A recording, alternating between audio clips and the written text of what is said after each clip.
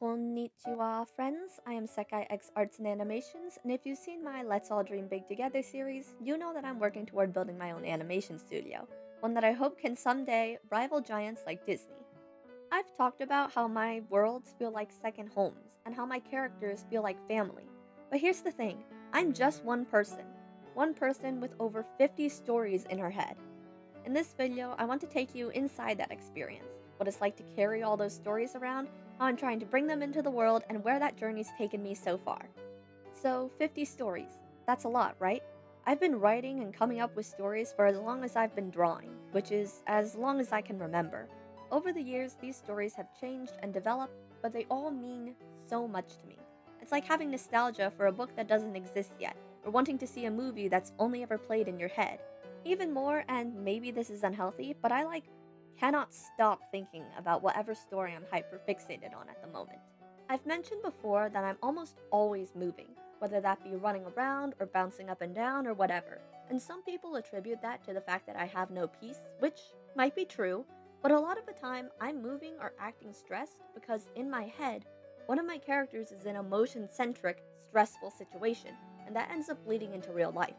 Anytime I'm doing anything, I, without really having to try to anymore, imagine a character I have doing it, or come up with a new story if the activity doesn't fit.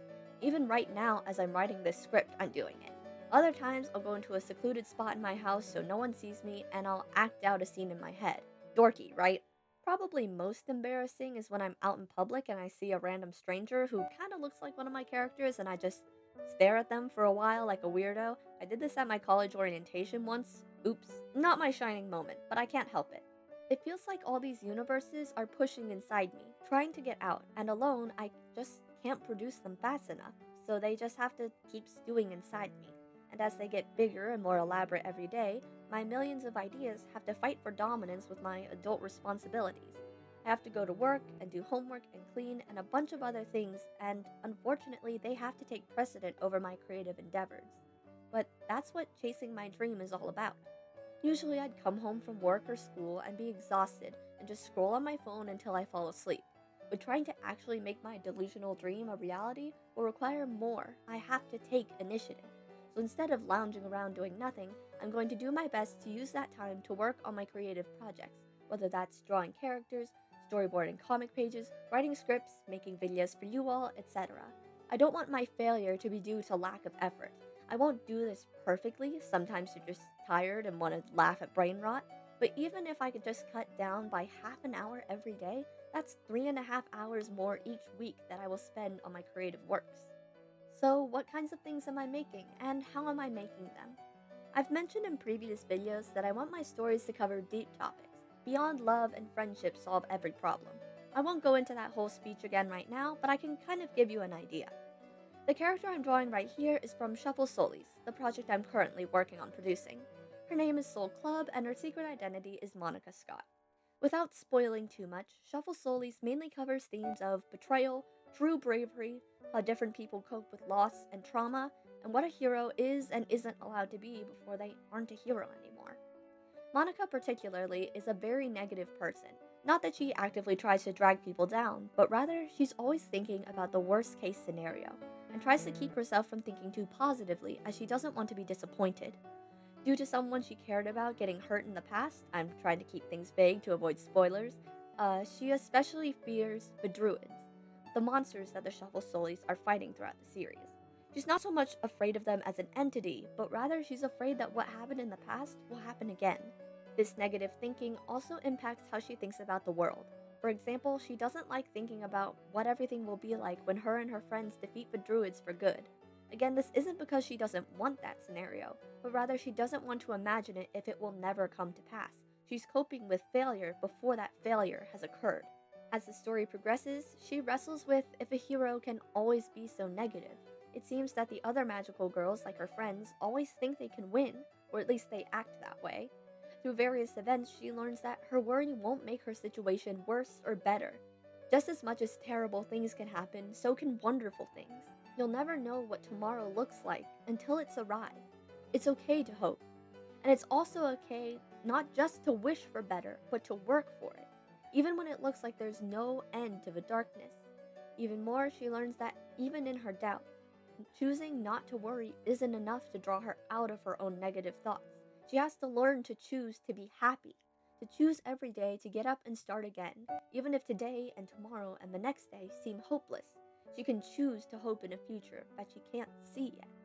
Each of the other magical girls, Soul Heart, Soul Diamond, and Soul Spade, have similar arcs, covering emotions like guilt, doubt, and distrust, but I won't info dump them to you here. If Shuffle Soulise sounds like a show or comic you'd like, let me know down in the comments. It'll be out as soon as one person can make it.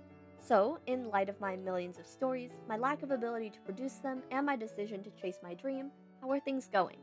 I've expressed my passion to my parents, who are doing their best to help me, while still keeping real life goals in mind. I'm still attending college with a major in business on a pre-law track. That way I'll have a real job to support myself while pursuing this dream. Of course, the main component of my dreams is the writing of my stories. Again, I have like 50 at least, but I don't have the time or money to make them all, so I'm starting with Shuffle Solis. I'm currently working on the writing, I've already done most of the character designs, and then I'm going to do most of my marketing right here on my YouTube channel as I tell you guys how I'm building my business. One day I hope to have a Patreon where members can access exclusive drawings, model sheets, previews for projects, etc. But I feel like it may be too early to do that right now. I've seen people set up things like buy me a coffee, but I don't drink coffee, so it'd be like buy me a boba tea, but that's still a work in progress. I promise it's a joke. The comic will hopefully be out relatively soon, but again, I'm only one person and can only do things so fast. Jumping to a new topic, I would love to have a creative team, but I have no money. So at the end of my videos lately, I've been doing kind of a call to action for any creatives looking for a passion project to volunteer for. And I've been shocked at how well it's been going. I've already received quite a few emails from people looking to help.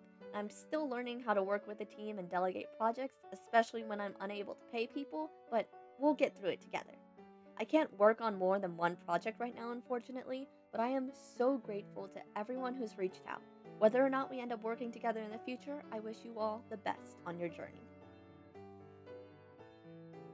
Anyways, thank you all so much for watching. Like I mentioned in the last video, I'm an 18-year-old writer/artist developing a company with my first project being a magical girl franchise called Soulise, blending the emotion of Madoka Magica with the hope of Precure. I'm looking for passionate collaborators and creatives, writers, colorists, voice actors, animators, editors, character designers, etc., who want to help build something beautiful. This isn't paid yet, but I believe in the world that we're creating. As mentioned earlier, quite a number of people have already shot me emails, which was a pleasant surprise, so thank you so much for the support. You all have so much talent and such creative stories. I wish I could work on all of them right now, but it's just me.